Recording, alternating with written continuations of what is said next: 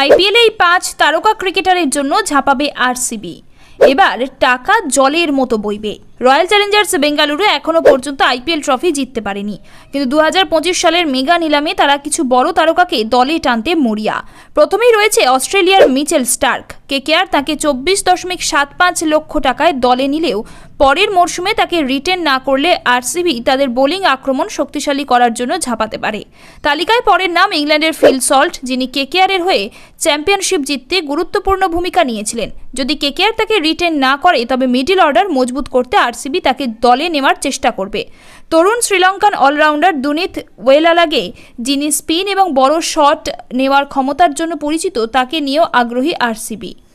এছাড়াও দক্ষিণ আফ্রিকার ব্যাটিং বিস্ফোরক হেনরিক ক্লাসেনও রয়েছেন তাদের নজরে, যিনি মিডল অর্ডারকে শক্তিশালী করতে গুরুত্বপূর্ণ ভূমিকা পালন করতে পারেন। এই 5 তারকার সঙ্গে আরসিবি তাদের দলকে শক্তিশালী করার চেষ্টা করবে।